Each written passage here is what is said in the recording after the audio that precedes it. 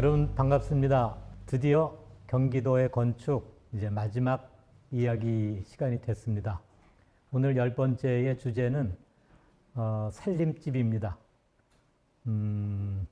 우리가 흔히 이 살림집에 대한 이름을 주택, 가옥 등등으로 부르고 있는데 제가 살림집이라는 그 좀 우리말을 쓴 것은 실은 그 민가라는 용어를 좀 안 쓰기 위해서 살림집이라고 굳이 이름을 달았습니다.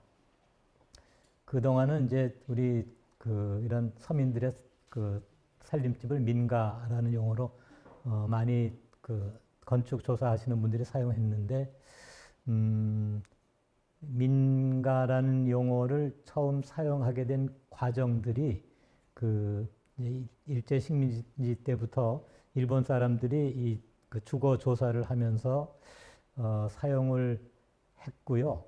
또 그 일본에서 생각하는 민가와 우리가 생각하는 민가가 조금 달라요. 그 일본은 신분제가 아주 뚜렷해서 그 민가는 정말 서민들, 그다음에 그 사족이라고 부르는 그 사무라이 계층하고 완전히 구별해서 부르는데 우리가 민가라고 그럴 때 그렇게 신분적으로 아주 뚜렷하게 구분하기 좀 어려운 부분이 있어서 민가라는 용어가 조금 학술적으로 조금 불분명한 점이 좀 있다고 생각이 됐습니다. 그래서 이제 살림집이라는 용어로 우선 썼고요.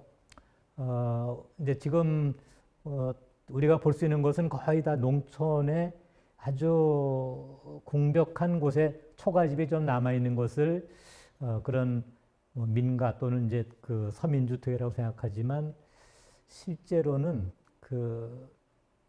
굉장히 건물의 폭이 아주 작은 초가집에서부터 제법 규모가 있는 기와집들 중에도 그런 서민들이 살았던 집들이 많이 있기 때문에 아직 오늘 이제 우리가 이야기 나누려고 하는 이 살림집의 그런 범주나 개념은 조금 더 다듬어야 될 숙제들이 좀 많이 있는 것 같습니다. 그런 점을 좀 먼저 짚고 넘어가기 위해서 여기 지금 간단하게 적었고요. 이제 지금 우리 주변에 있는 이런 많은 살림집에 대한 조사가 처음에 일본 사람들이 조금 손을 댔던 부분들이 있고 실제 우리가 이제 우리 시각으로 이런 살림집을 들여다본 것은 70년대쯤 돼서부터 그리고 이제 80년대에 본격적으로 이루어졌기 때문에 아직 좀 이렇게 학술적으로 조금 더 정돈해야 될 숙제들이 좀 많이 있어요. 그런데 유감스럽게 지금 이런 살림집에 대한 관심이 2000년대 넘어와서부터는 좀 많이 좀 없어졌기 때문에 지금 조금 이제 방향을 조금 잃고 있는 그런 측면이 좀 있지 않나 하는 생각이 좀 있습니다. 이제 그런 가운데 오늘 이제 제가 이 경기도의 건축의 마지막 순서로 담은 이 살림집은 실은 1999년에 경기문화재단이 주관해가지고 거의 경기도에 있는 그 당시 남아있던 오래된 살림집의 전면적인 조사가 있었기 때문에 그 조사를 토대로 해서 이야기를 좀 드리려고 합니다. 1999년이 정부에서 건축 문화의 해라고 정해놓은 해였습니다.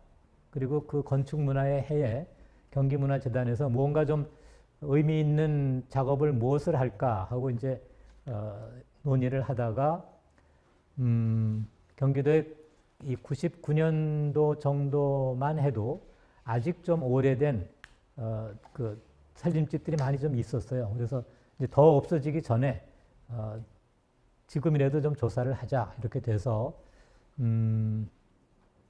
그때 정말 이 경기도 일대에 있는 각 대학의 대학원생들 또 학부생들 거의 총동원이 돼서 한 130명 정도가 참여를 했다고 해요.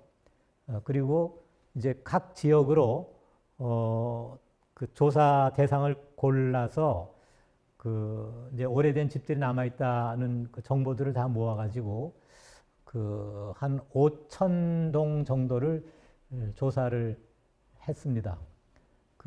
그리고 이제 지금 저 오른쪽에 보이는 책자에 있는 경기도의 그 건축문화유산이라는 책자로 한 4,219동을 도면으로 다 만들고 사진 찍어가지고 집의 그 내력을 적은 그런 어마어마한 작업을 했던 겁니다. 그 1999년 조사 때 그 지금 그 책자에 올라와 있는 도면이 있고 사진이 있는 집의 숫자를 이제 시군별로 제가 한번 이렇게 추려봤어요. 그랬더니 제일 많은 데는 화성군이 376동, 또 그 안성 198동, 또 여주 135동 이렇게 이제 100동, 200동 정도씩 된 곳도 있는가 하면 구리시는 한동, 뭐 고양 17동, 광명 6동 이렇게 아주 편차가 굉장히 컸습니다. 결국은 이제 도시화가 많이 진행되는 곳은 거의 그 1999년에도 남아있는 집들이 거의 없어진 것이고요. 근데 그나마 이제 이렇게 저 평택, 화성, 안성, 여주 이런 곳들이 좀 많이 남아 있어서 그 자료로 이제 많이 수록이 될 수 있었던 셈입니다. 그런데 이제 한 4,200동들을 아직 사실은 정밀하게 그러면 19세기 거가 몇 동이나 있고 20세기 들어오면 몇 동이고 정밀하게 아직 다 카운트가 잘 안 됐어요. 제가 다른 기회에 좀 아주 간단하게 좀 거칠게 이렇게 좀 살펴보니까 한 15% 정도가 19세기 이전이 아닌가. 그것도 사실은 거의 1890년에 많이 몰려 있고 그 위로는 남은 집들이 그렇게 많지 않은 양상이고요. 이제 그 나머지는 다 20세기 1900년 들어와서인데 신기하게도 1930년대에 아주 집중되어 있습니다. 그러니까 1930년대에 경기도의 각 농촌에 새롭게 집들이 막 지어졌고 그 집들이 1999년까지 한 70년 정도 이렇게 살아남았던 것이기 때문에 그 1930년대에 그렇게 왕성하게 집이 지어질 수 있었던 배경이 무엇일까? 또 그런 집들이 그 후에 벽돌집이나 뭐 다른 걸로 이렇게 바뀌거나 없어지지 않고 남아 있었던 원인은 무엇일까 하는 궁금함이 많이 있는데 아직 그 답은 저는 좀 못 갖고 있습니다. 그런데 이제 이 경기도의 그런 집 조사 얘기는 조금 이따가 하고요. 우선 우리나라의 이런 살림집이나 또 경기도의 살림집에 대한 조사 또는 문화재 지정은 어떻게 좀 지금까지 걸어왔나를 잠깐 좀 보겠습니다. 1920년대에 조선 총독부가 주관을 해서 일본의 그런 그 주택 조사를 많이 했던 경험이 있는 분을 불러와서 전국적으로 아주 드문드문 이렇게 점점이 조사를 한 게 있고요. 그 결과를 이제 조선 불악 조사 특별 보고라는 책자로 발간을 했었습니다. 이 책에 이제 사진이랑 도면이 많이 있는데요.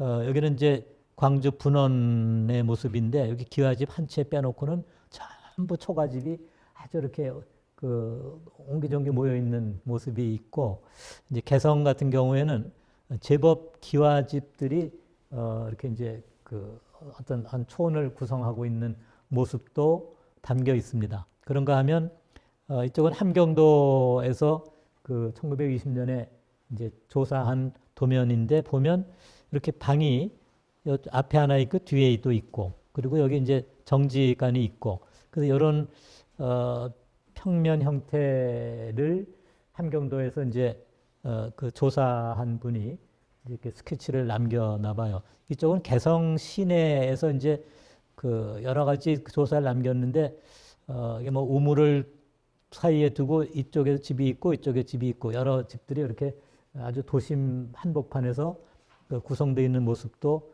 담겨 있었습니다. 그 일제강점기 때 그 몇 분의 전문가들이 이제 우리 살림집을 조사를 했는데 조사한 거에 비하면 결과를 그렇게 뭐 책자로 발간하거나 논문으로 쓰거나 그런 거는 그렇게 많지 않았어요.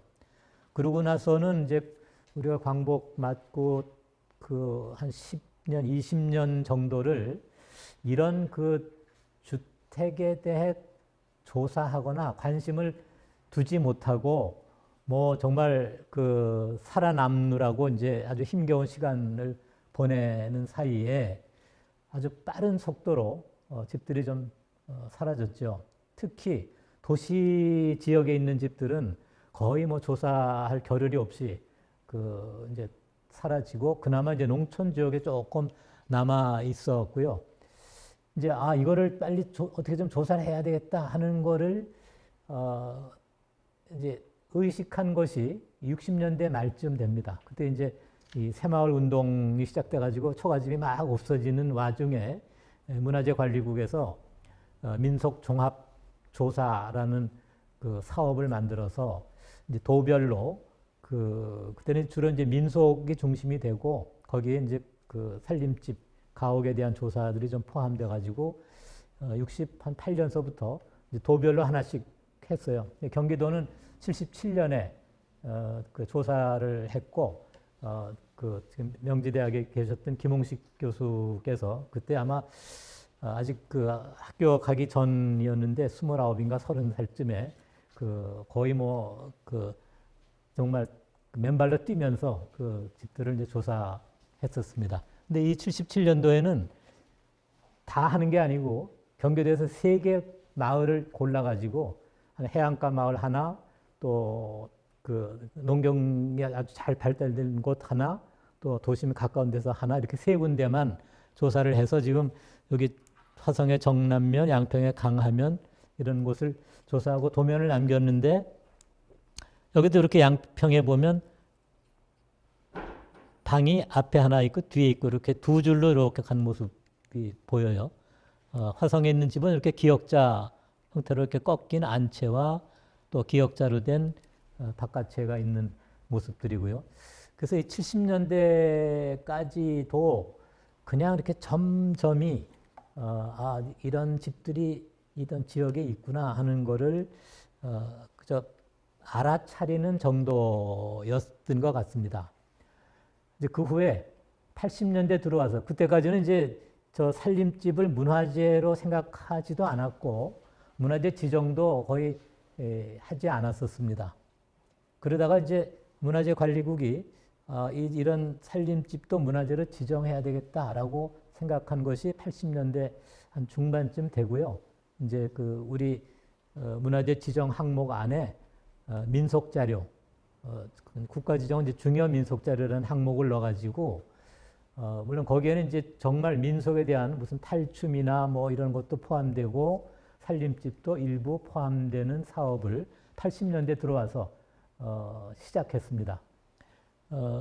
이때 전국적으로 이때는 이제 어떤 방법을 썼냐 하면 문화재관리국이 각 시군에다가 공문을 보내서 자, 당신네 군에 오래된 집이라고 알려진 데가 어디 있는지 그 정보를 보내시오. 그래가지고 그걸 받아가지고 그 조사 대상 리스트를 이제 만들어서 이제 전문가들을 이렇게 좀 각 지역에 이제 내보내서 조사하는 것이었는데 그렇게 이제 어떤 시군은 그 담당하시는 분이 관심이 있고 또 그 주변 분들에게 이제 이런 이야기를 잘 들은 데는 리스트를 많이 써서 올리고 어떤 곳은 담당자가 바쁘고 관심이 좀 없으면은 뭐 우리 지역엔 그런 거 별로 없습니다라고 하면 빠지기도 하고 그래서 또 역시 이런 많은 편차가 좀 있었던 과정이 보이더라고요.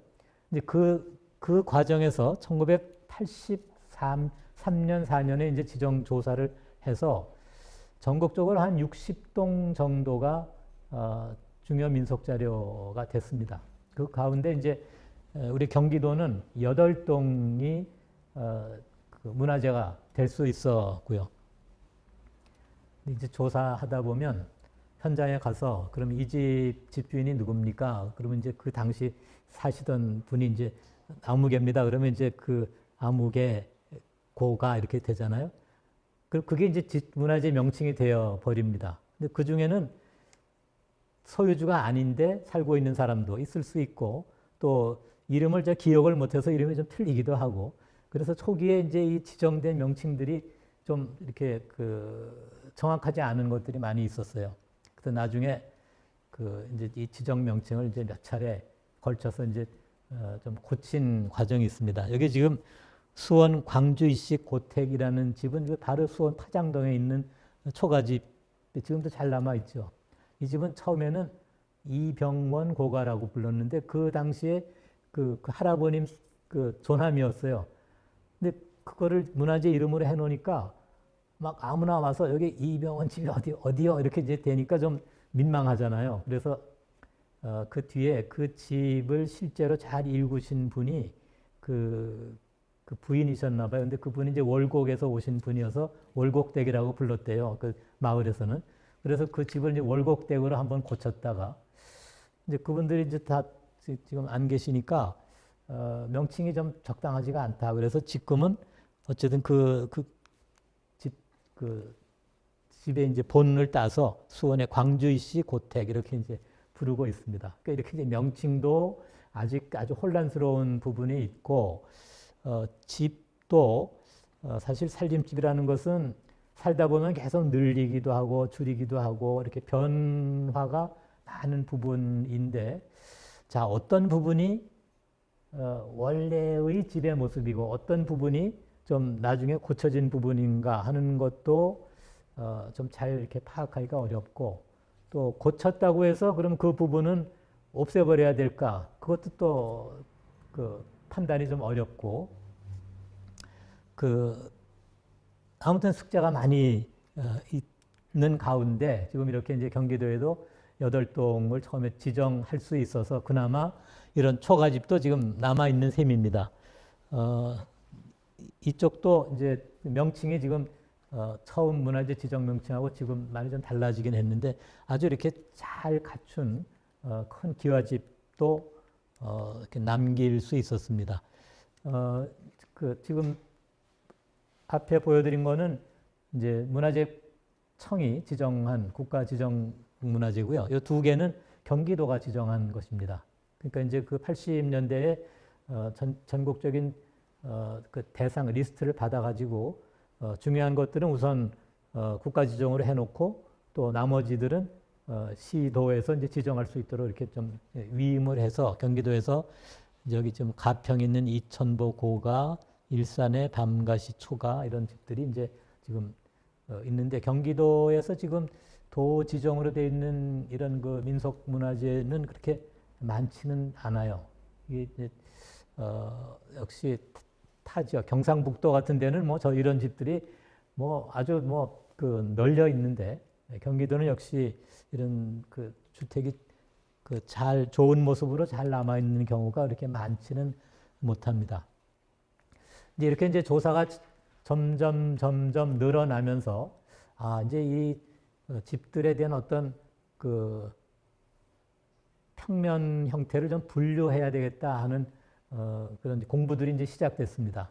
근데 이것도 이제 일제강점기에 일본 사람들이 그 당시에 정말 철도로 이동할 수 있는 데에 몇 군데밖에 못 했는데 그걸 토대로 해서 뭐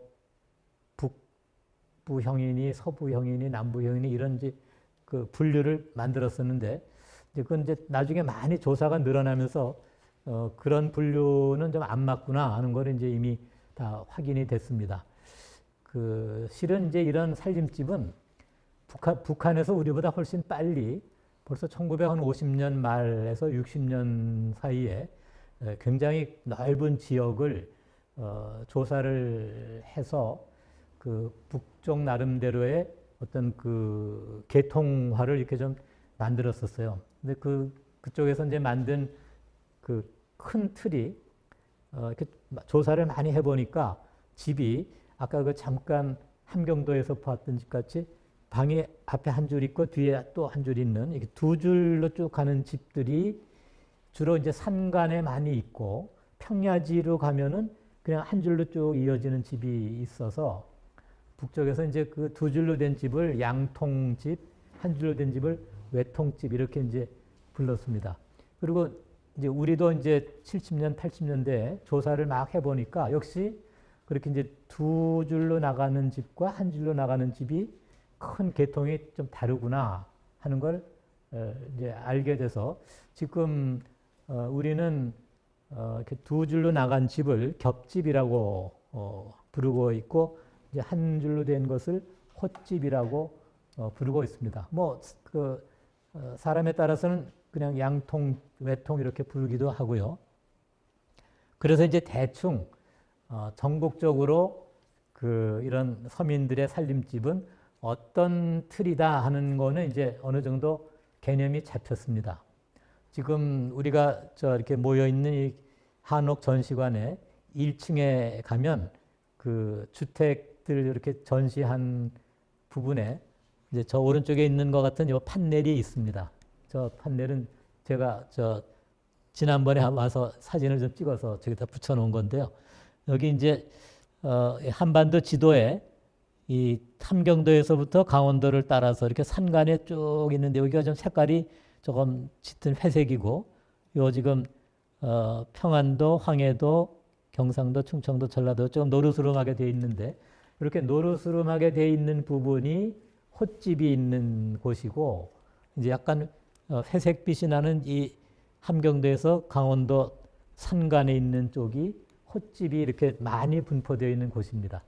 물론 집을 이렇게 양쪽으로 딱 나눌 수는 없지만 이제 전체적으로 많은 분포가 그런 모습이고요. 그러니까 이제 이 산간과 요 태백산에서부터 이렇게 쭉 내려오는 그 지역은 두 줄로 방이 놓여 있는 것들이 주류를 이루고 이렇게 이제 평야지대 쪽은 한 줄로 이렇게 홑집으로 돼 있는 것이 이제 일반적인 그 살림집의 구성 방식이다 하는 거는 이제 거의 다 이제 수용하는 그런 주장이고요.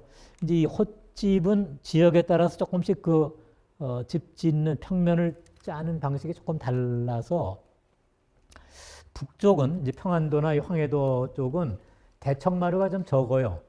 그 대신에 방이 이제 많이 있고 아마 역시 좀 추운 기후 탓이겠죠. 대청마루를 적게 두고 남쪽으로 내려갈수록 이제 대청마루가 점점 더 많은 비중을 차지하면서 집의 구성을 이제 조금씩 그 지역의 특성에 맞게 이렇게 나누고 있습니다.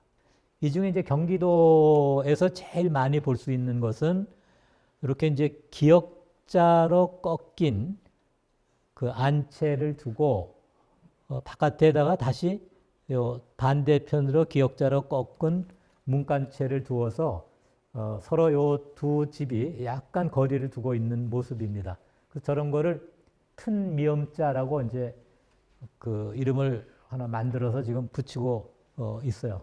물론 이제 이렇게 튼 미음자가 되려면 방이 제법 좀 규모가 큰 것이기 때문에 저거보다 이제 훨씬 규모가 작아서 안채밖에 없는 집도 있고 또 그 이렇게 둘 다 기역자가 만나는 방식이 아니고 이 바깥채는 그냥 일자로만 된 집도 있고 여러 가지 유형은 많이 있지만 그 대충 경기도에서 제일 많이 볼 수 있는 집은 저런 모습이다 하는 정도를 이제 그동안 쭉 이제 광복 이후에 우리가 우리 주변에 이제 살림집을 조사하면서 이제 알아낸 결과인 셈입니다.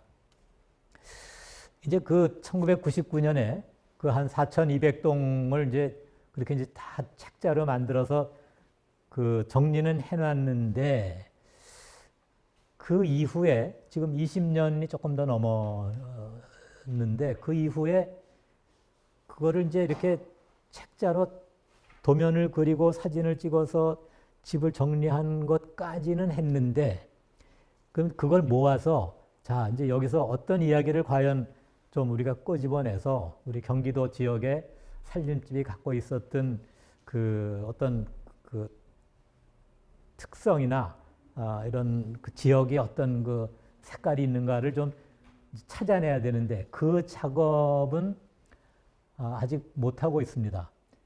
지금 20년이나 시간이 지나긴 했는데 그 당시에 조사에 참여했던 사람들도 이제 다 사회인이 돼가지고 뭐 다 그 사회생활 하느라고 이제 그 시간에 쫓기고 뭐 저도 이제 그 당시에 조사에 그 한 사람으로 참여는 했지만 저도 이제 그 조사 끝난 이후에는 또 다른 일들에 쫓겨가지고 지금 손을 더 이상 대지 못하고 이렇게 흘러오고 있어서 매우 정말 좀 안타깝게 생각하고 있기는 합니다.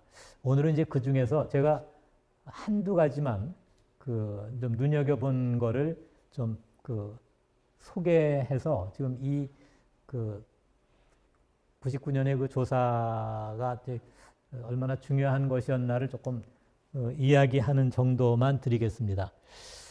그 화성시에 이제 이렇게 조사를 막 했는데 서신면이라는 데를 갔더니 이 집도 이제 댁에 가면은 그 집주인이 이 집은 아무개 목수가 진 집이에요. 뭐 그렇게 이제 집 지은 사람 이름을 얘기해 주는 경우가 있어요. 근데 서신면에 갔더니 이 집도 박기섭이라는 목수가 지었다고 그러고 저 집도 박기섭이라는 사람이 나오고 그 박기섭이라는 이름이 그 당시에 확인된 거로 한 8집 정도였어요. 그러니까 그게 그 30년대에 지었는데 1999년 70년까지 살아남은 집이 8동이니까 아마 실제는 수십 동이 되었을지도 모르겠어요. 그분이 지은 집이. 제가 여기 지금 4개를 좀 가지고 왔는데요. 이 집은 상한리 박씨 가옥으로 되어 있는데 이 박기섭이라는 분이 17살에 지었대요. 근데 그 조사 당시에 이분의 손자가 이 집에 살고 있었어요. 그러니까 아마 그분 집인 것 같아요. 그리고 집에 이제 목수 연장도 많이 있었다고 해요. 집 모습도 굉장히 아주 그 특색이 있고 재미있는데 뭐 시간이 없어서 그 하나하나를 다 말씀은 못 드리겠는데 그 역시 그 기역자형이지만 뭔가 이렇게 뭘 달아 붙이기도 하고 이렇게 좀 꺾어 놓기도 하고 해서 변형을 많이 시켰더라고요. 그러니까 아마 이 박기섭이라는 분이 굉장히 그 솜씨가 뛰어나고 좀 이 아이디어가 많은 분이었던가 봐요.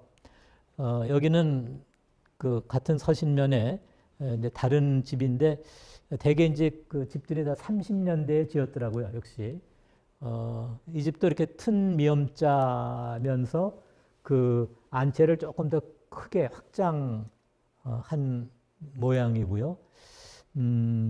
요거는 매송면에도 이제 그 박기섭 목수가 지었다고 하는 집이 남아 있어서 사실 좀 욕심 같아서는 좀 더 좀 그 들여다보고 좀 집주인한테서 더 얘기를 더 많이 좀 들었으면 하는 아쉬움이 있습니다.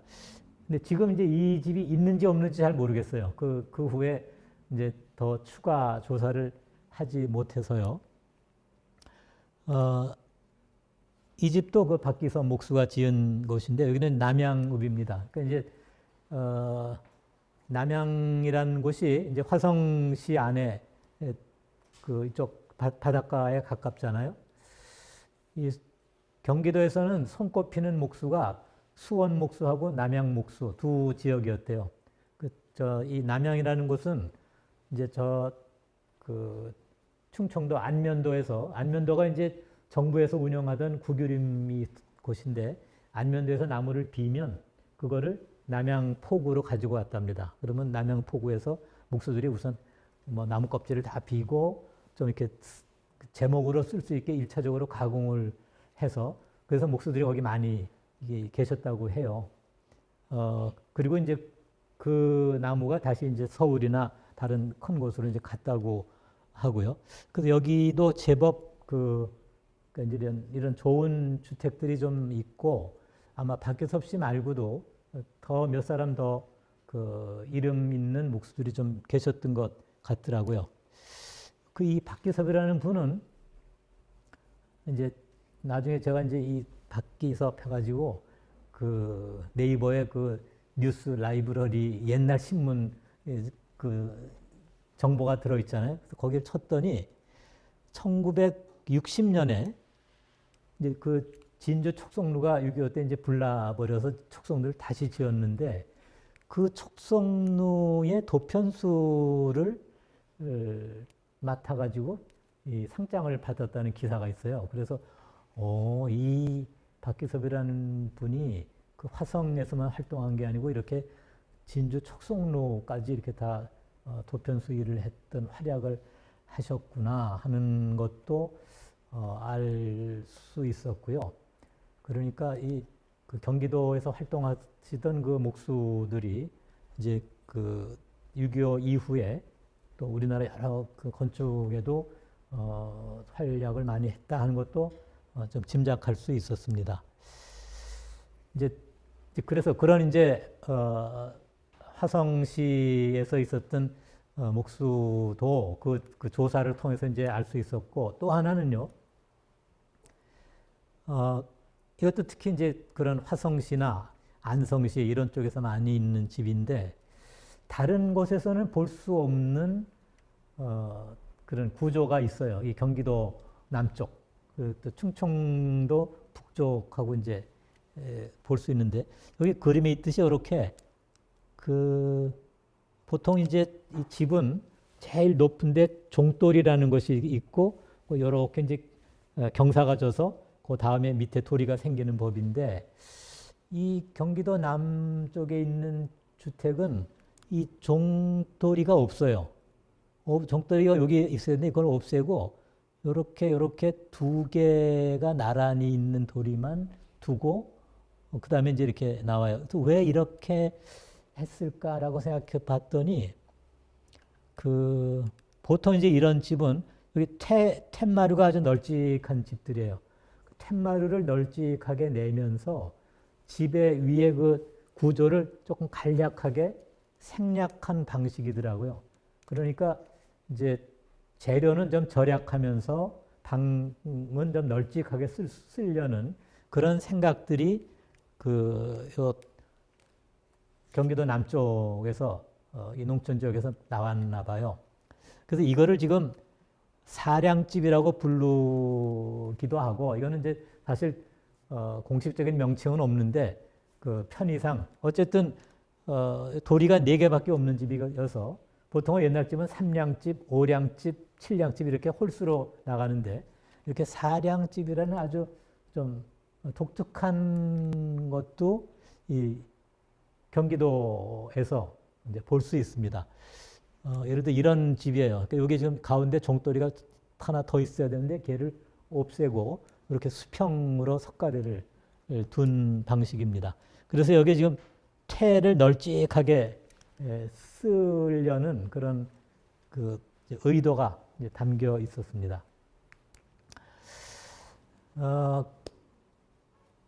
요즘 이제 서울에 그 가회동 같은데 이제 북촌이라고 부르는 곳에 이제 한옥들이 굉장히 이렇게 화제도 많이 되고 또 그 일부러 이제 보러도 많이 다니고 그러잖아요. 그 북촌의 한옥은 원래 이런 정도로 아주 밀집해서 집을 지은 곳인데요. 이게 다 그 1930년대에 지은 집들입니다. 이런 집은 어떻게 생긴 거냐 하면 본래는 여기 이제 이만큼이 한 집이에요. 근데 그거를 누가 이제 좀 돈이 좀 있는 사람이 저거를 사가지고 이렇게 작게 잘게 잘라서 집을 이제 판매했던 겁니다. 이제 왜 저런 게 나타났냐 하면 그 30년대가 되면 지방에서 서울로 많이 일자리를 구해서 올라와요. 근데 그 올라온 사람들 집이 없잖아요.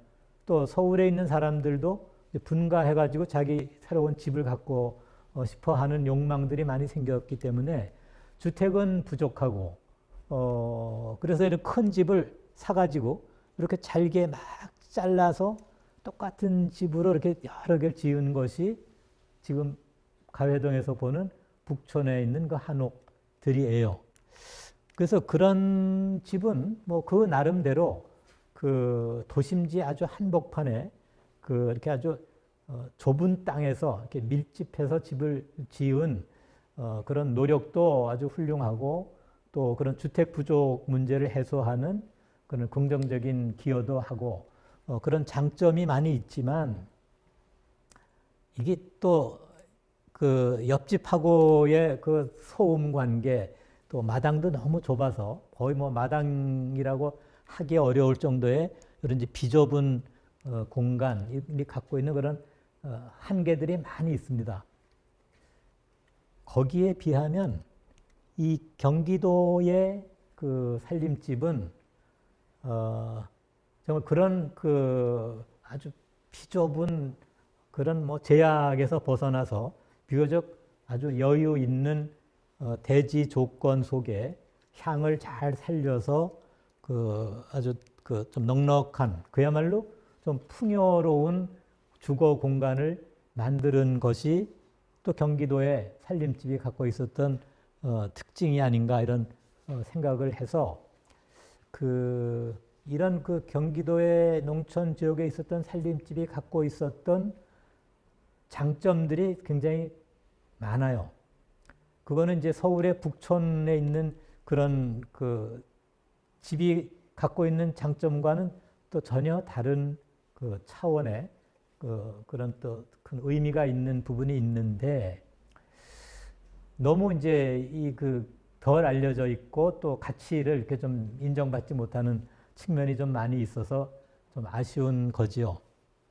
이제 그러다 보니까 이 1999년에 그 한 4,200여 동을 그렇게 이제 열심히 조사를 했는데 이제는 지금이라도 좀 그 조사가 갖고 있었던 좀 그 후속 작업을 좀 해야 되지 않을까 하는 그 생각을 저는 뭐 생각만 가지고 있고 실천을 지금 하지 못하고 있는데 이번에 그 우리 경기도의 건축 경기문화재단에서 또 하는 이 강의의 마지막으로 그 앞으로 우리가 좀 이런 부분들 애써서 만들어 놓은 그런 4,000여 동의 책자를 이제 조금 더 정리하는 작업을 이제 좀 하는데 힘을 기울여야 되지 않을까. 그래서 이제 여기 마지막 멘트를 담았습니다. 첫째는 우선 이게 집이 한 4,200개 되는데 시기를 좀 더 이렇게 좀 나눌 작업이 있어야 돼요. 제가 아까 뭐 아주 거칠게 한 15% 정도라고 했는데 그런 게 아니고 정말 그 몇 년대에 어느 정도 어떤 추이가 있었나 하는 거를 좀 더 좀 잘 정리할 필요가 있고요.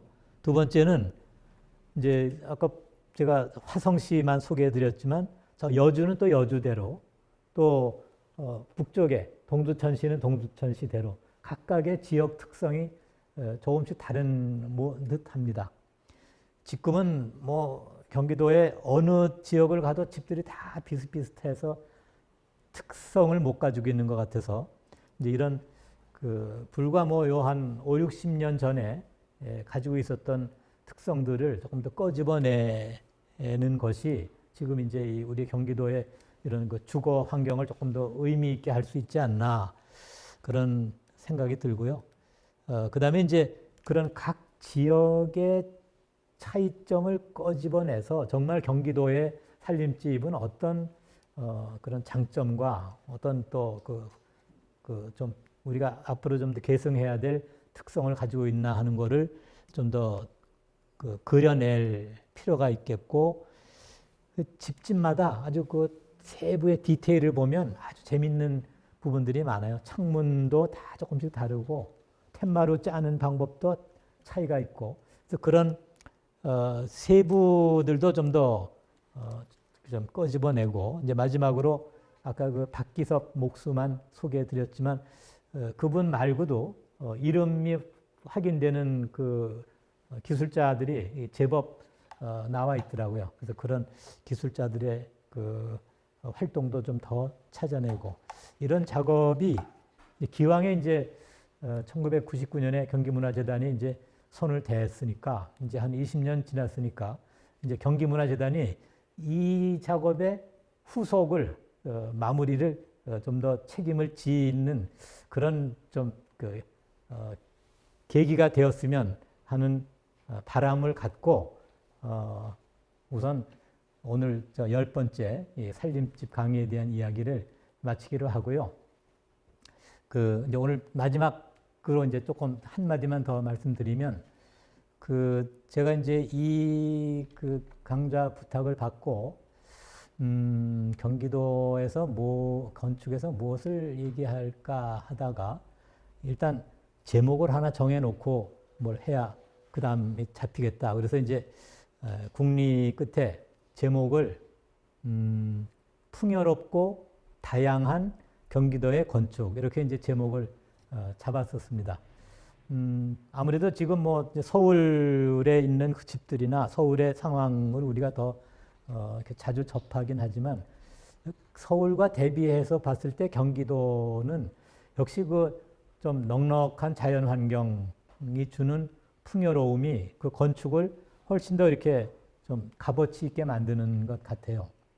그런가 하면 경기도는 지역도 다양하고 거기 사는 사람들의 활동상도 아주 저 바닷가에서부터 산간까지 다양한 사람들이 있고 한강을 끼고 또 생활하는 분들의 또 다른 점이 있고 그래서 다양성 이것도 경기도가 갖고 있는 중요한 특성인 것 같아서 이제 풍요롭고 다양한 경기도의 건축이라는 제목으로 이제 그동안 10개 꼭지로 나누어서 이제 이야기를 이렇게 나누었는데 저는 처음에 제가 이렇게 생각했던 것보다 훨씬 이제 이렇게 이야기를 준비하면서 정말 경기도의 건축은 볼거리가 많고 진짜 풍요롭고 다양하구나 이런 생각을 더욱 갖게 되어서 이 강의를 이렇게 맡은 것에 대해서 굉장히 뜻깊게 생각하고 있습니다. 오늘 그동안 이제 이 10번의 강의에 이렇게 같이 동참해 주셔서 아주 고맙게 생각하고 또 늘 이렇게 아주 같이 이렇게 눈을 마주치면서 호흡을 같이 해서 더욱 고맙게 생각하고 이제 강의를 이것으로 마치도록 하겠습니다. 고맙습니다.